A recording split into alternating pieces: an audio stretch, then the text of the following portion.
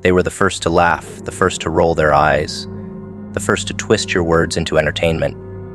They needed to mock what they could not understand. You stood quietly, absorbing their noise, knowing mockery is just a disguise for fear. The loudest mockers always arrive last to the truth, because noise and understanding cannot exist in the same mind. They believed volume meant confidence, but it only revealed insecurity. They had to shout over their own doubt to feel sure. You didn't try to convince them. You watched, patient, detached, because you understood a secret they didn't. The truth doesn't rush, it waits. It always returns when the dust settles, exposing who saw clearly and who performed ignorance for an audience. And when that moment arrived, when truth stood unshakable before them, their laughter turned into silence. Because the louder they mocked, the deeper they buried their fear of being wrong. Mockery is cowardice dressed as confidence. They laughed not because they knew better, but because they couldn't stand the mirror your truth placed before them. People ridicule what threatens their illusion of control. Your insight pierced that illusion, and instead of facing it, they tried to drown it in sarcasm. They needed to believe you were absurd, because if you were right, they would have to confront how blind they had been. The loudest mockers always mask the most fragile egos. They are terrified of uncertainty, allergic to accountability, addicted to belonging. They perform laughter as a way to hide confusion. And yet, truth always has a cruel way of circling back.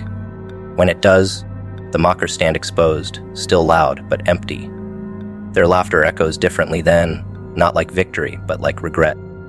Because the truth they tried to bury ended up digging them out instead. You saw the pattern long before it unfolded. The same people who once ridiculed your clarity now study your calm. They replay your words in private, pretending they always agreed. But you remember their faces, their tone, the ease with which they dismissed what they couldn't grasp. You learned something powerful from that. The world does not reject truth, it rejects timing. You arrived too early, and the mockers were still asleep. Their laughter was just the alarm clock screaming before the awakening. You let them laugh, because you understood psychology better than they did. Denial is loud when awareness is near. It's a defense mechanism, not defiance. They couldn't handle your perception because it made them question theirs. And questioning requires courage they didn't have yet. So they hid behind noise. You stayed silent because you knew time would do the explaining for you. When truth matures, noise dies. The same mouths that mocked you eventually grow quiet under the weight of evidence. You didn't gloat. You didn't say, "I told you so." You simply watched the inevitable unfold. Because truth doesn't need celebration. It needs consistency. The mockers spent their energy attacking what they didn't research, criticizing what they didn't understand, ridiculing what they secretly feared was real. You kept moving, never seeking revenge, because you knew every loud voice eventually collapses under its own echo. They shouted to drown your calm, yet it was your calm that survived the chaos. The loudest mockers crave audience more than accuracy, but audiences move on, truth stays. That's why you always outlast them. Not through dominance, but through patience. They couldn't stand your composure. It made them uneasy. People who rely on mockery thrive on reactions, and you gave them none. You smiled instead of arguing, walked away instead of proving, stayed focused while they performed. That restraint drove them mad. They mistook your silence for weakness, but silence was your weapon. It forced them to wrestle with their own ignorance. Every time you didn't respond, they grew louder, desperate to validate their disbelief. But disbelief is fragile. It needs constant rehearsal to survive. The truth doesn't. You let them wear themselves out in noise while you built evidence in peace. And when the truth finally surfaced, their volume became their downfall. They weren't just wrong, they were loudly wrong. There is no humiliation more painful than realizing your pride made you blind. The psychology behind mockery is simple. It's protection. People ridicule what threatens their identity. When someone speaks truth that challenges their beliefs, their brain registers danger. Mockery becomes the shield that allows them to pretend they are above it. You became their threat because your awareness exposed their denial. But denial cannot outlast reality. They thought ridicule could delay the truth, but truth doesn't require permission to arrive. It enters like light through cracks, silent but unstoppable. You didn't argue with them because you understood something deeper. The loudest mockers are not enemies. They are symptoms of fear. They are proof that truth has already touched the edges of their consciousness. And once truth touches a mind, mockery is just its final resistance before surrender. Their laughter was loud but temporary. It echoed in circles of ignorance that collapse under time. You knew that noise without knowledge has an expiration date. They called you delusional, dramatic, obsessed. They used their voices as armor, but armor made of sound breaks easily when faced with proof. You didn't need to convince anyone. You needed only to stay grounded, because grounded people outlast storms. Now, the same crowd that mocked your insight watches you differently. Some are silent out of shame, others out of awe. You learned that the louder the laughter, the deeper the denial. They mocked you because they could not match your perspective, not because you were wrong. Every chuckle was a confession, every insult a projection. You didn't lose that day, they did. They just didn't realize it yet. When the truth arrived, it didn't knock. It entered quietly, stripping every loud voice of confidence. Suddenly, the same people who mocked you began rephrasing your words as their own. They spoke your truths as if they had always believed them. You could have called them out, but you didn't. You let them take credit because truth doesn't need ownership. It needs exposure. Their sudden humility wasn't respect, it was survival. People adapt quickly when the evidence no longer supports their arrogance. You learned then that time is the great silencer. It humbles mockers, exposes pretenders, rewards the patient. You didn't win by shouting louder, you won by waiting longer. That's the kind of power that can't be bought, only earned through composure. There's a strange peace in being doubted. You stop needing to be understood. You start trusting observation more than approval. That peace becomes your edge. While the loudest voices compete for validation, you cultivate awareness. You watch their laughter fade into confusion as reality unfolds. They once mocked you to feel superior. Now they mimic you to survive.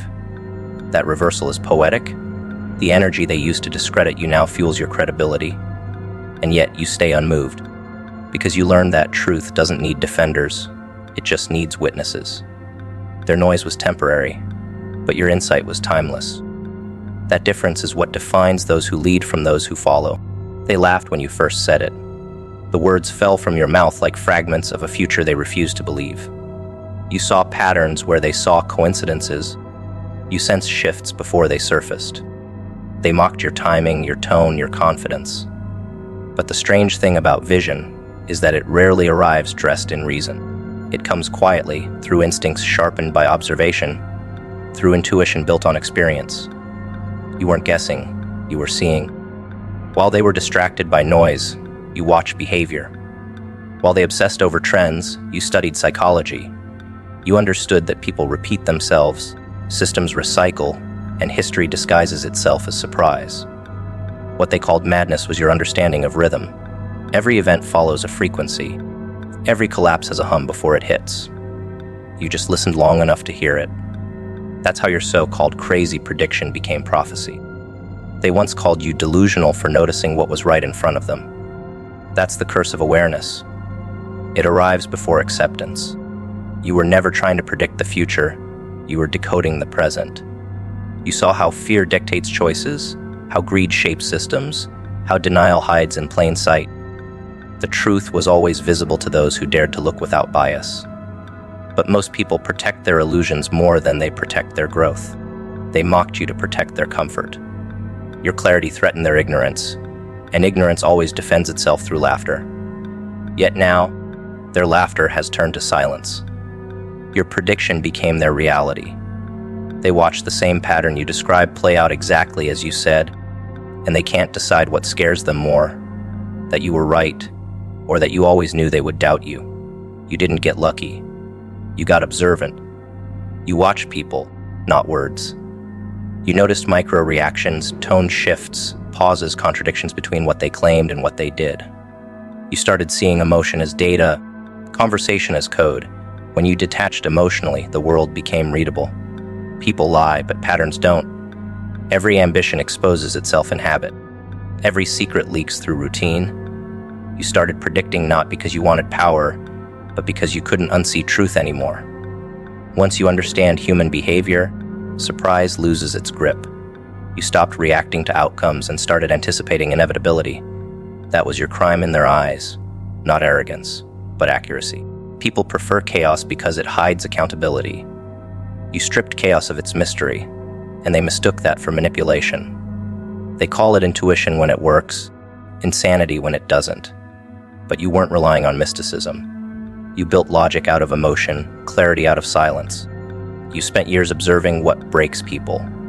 Patterns of fear, envy, self-deception. You learned that human nature rarely changes, only disguises itself.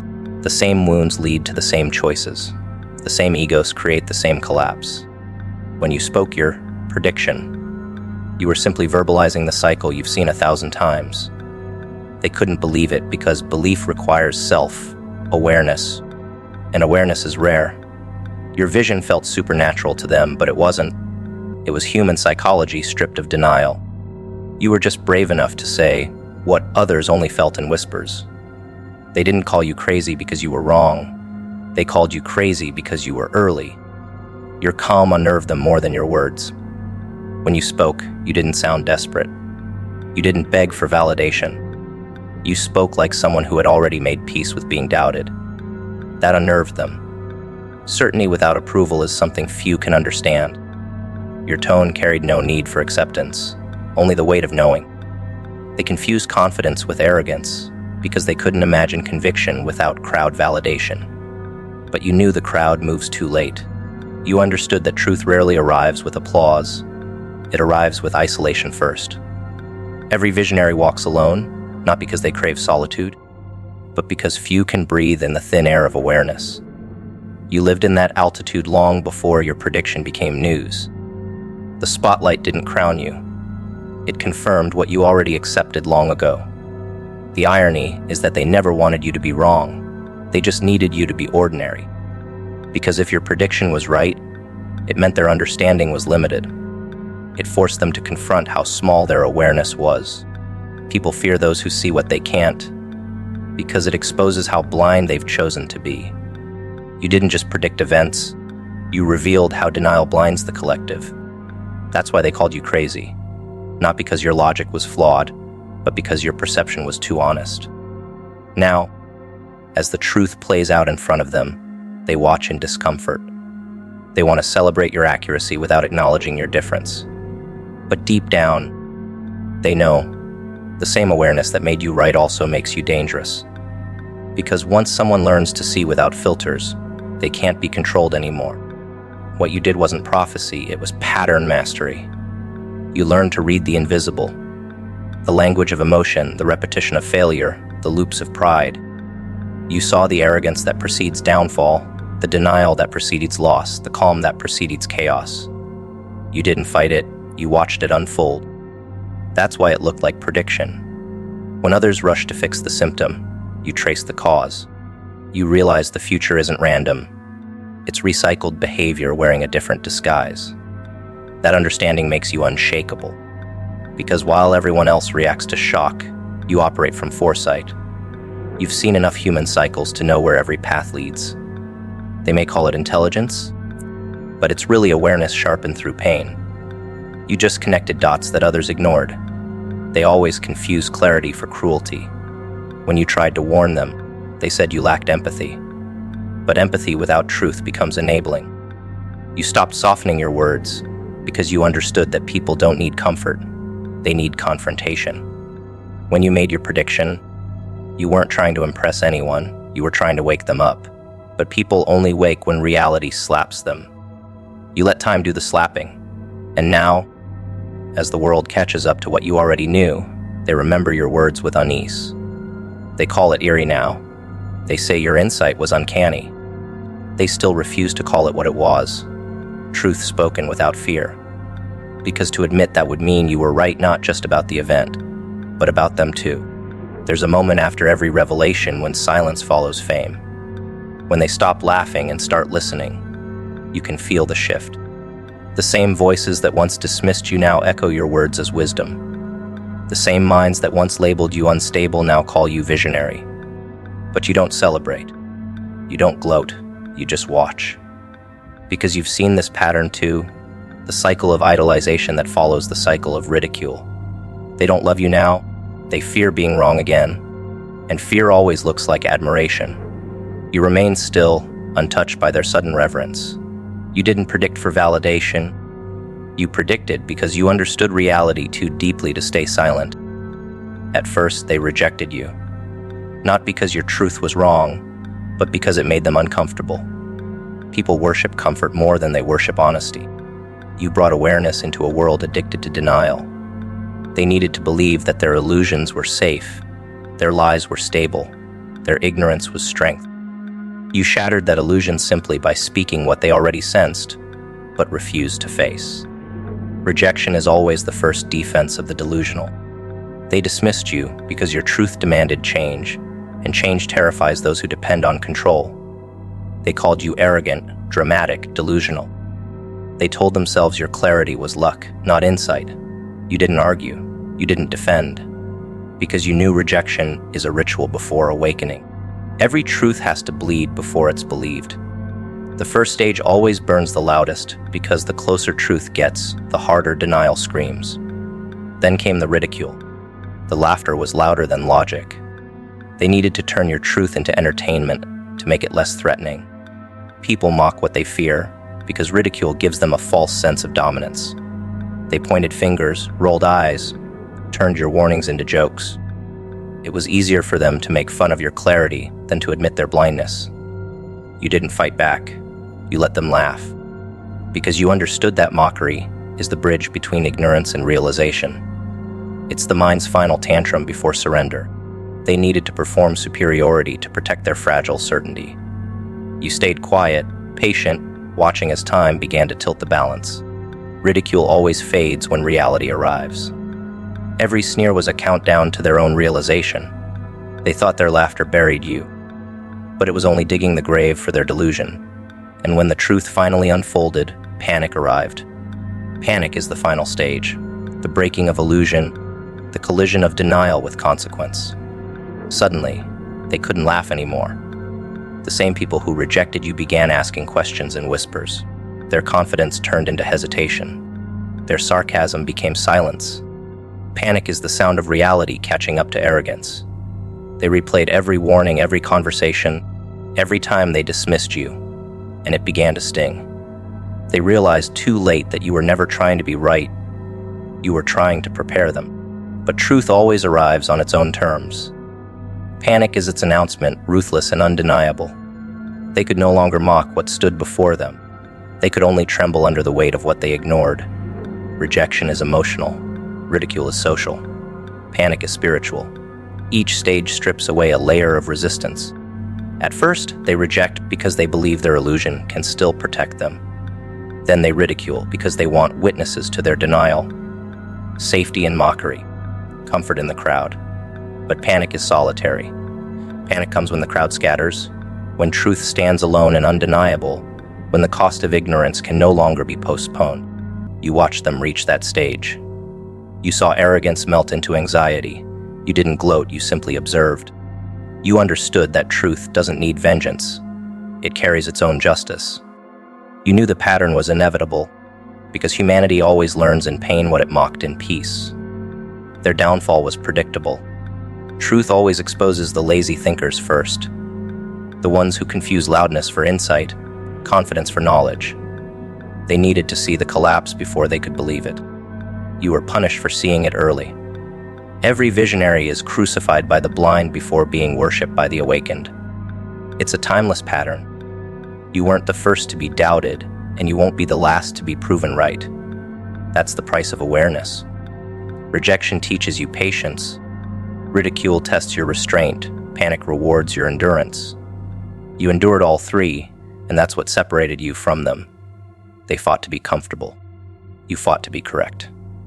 Only one of those battles creates evolution. They called you crazy when you saw the storm before the clouds formed. They called you paranoid when you noticed patterns others ignored. They called you dramatic when your warnings interrupted their fantasy. But when the storm finally came, they called you gifted. People only respect truth after it hurts them. They measure wisdom not by accuracy, but by aftermath. You learn that the world doesn't hate truth. It hates timing. You arrived early, and they weren't ready to evolve yet. So they labeled you the villain in the story they hadn't finished reading. But time is the great editor. It always rewrites the ending in favor of the truth. When their panic hit, they finally flipped the page and saw what you saw all along. The psychology of truth is cruel but consistent. Rejection protects the ego. Ridicule protects the group. Panic dismantles both. You didn't just survive it, you studied it. You learned that every mocker is a future believer waiting for proof. You stopped trying to convince anyone because you realize people don't learn from explanation, they learn from experience. So you waited. You let reality do the teaching. The same mouths that mocked you now repeat your words. The same minds that dismissed you now quote your logic. They act like they discovered it themselves, but you don't mind. You know what it cost to see clearly when blindness was popular. Their panic was the debt they had to pay for mocking your foresight. When the panic settled, they sought you quietly. They asked for advice, for clarity, for guidance. But you no longer needed validation. You had already graduated from needing to be understood. You learned that truth does not exist to be liked. It exists to be lived. You moved forward while they were still catching up, still reconciling with their shame. The irony is that the same truth that frightened them became their lifeline. You didn't punish them for it, you let them learn. That's what separates the wise from the wounded.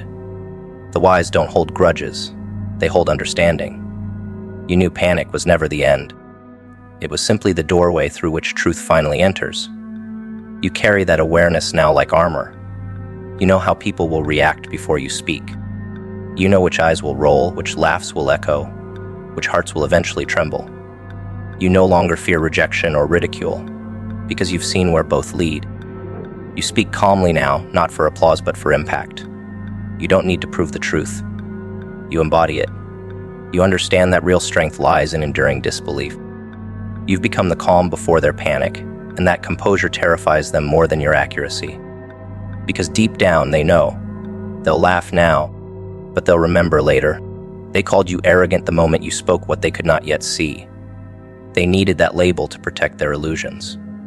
Because if you were confident in what was true, then their denial would look like weakness. And people would rather call you egotistical than face their own blindness. Those who dwell in delusion always mistake foresight for arrogance. You saw patterns forming long before they were visible. You noticed what others ignored. You warned, not to boast, but to prepare. But to minds trapped in denial, preparation looks like pride. Your calm prediction looked like self-importance to them. They could not separate confidence from condescension, because your certainty highlighted their confusion. You were not trying to win, just to inform. But they need ignorance to feel equal. So they called you arrogant, because labeling you kept them comfortable. That's how denial defends itself, by attacking the messenger instead of facing the message. Delusion thrives on ignorance that feels intelligent. They thought their doubt was wisdom, their hesitation was balance, their cynicism was logic. You watched them confuse disbelief with discernment. They laughed at your clarity because your confidence made them question theirs. The psychology of delusion is simple. It blinds through self-righteousness. People who live in denial must pretend awareness is arrogance, otherwise, they'd have to confront their own lack of vision. You never flaunted superiority. You simply refused to shrink, but your stillness felt threatening to those who rely on chaos to feel alive. They mistook your foresight for ego because they could not imagine certainty without deceit. You didn't talk louder than them, you just saw further. And distance always looks like pride to those standing still. They mocked what they couldn't match, mistook your precision for performance, and misread your calm as contempt. Their blindness forced them to turn your gift into offense. When you spoke, you didn't sound hopeful, you sounded sure. That tone unsettled them. People addicted to delusion crave mutual uncertainty. It keeps them safe inside mediocrity. You broke that contract the moment you spoke with conviction. They didn't hear arrogance, they heard distance. They heard the sound of someone who had detached from the fog they still lived in. You didn't need to argue. You didn't beg to be understood. and that indifference rattled their sense of control. They needed you to doubt yourself so they could feel secure in their confusion. When you refused, they had to name your certainty as pride. That's how they stayed comfortable, by convincing themselves your awareness was exaggerated. But when your foresight unfolded exactly as you said, they couldn't process it. People who dwell in delusion cannot handle being wrong, so they rewrite the narrative instead. You didn't grow arrogant. You simply stopped pretending to be blind. You learned that foresight isolates. Seeing ahead makes you look like a threat to those who survive by denial.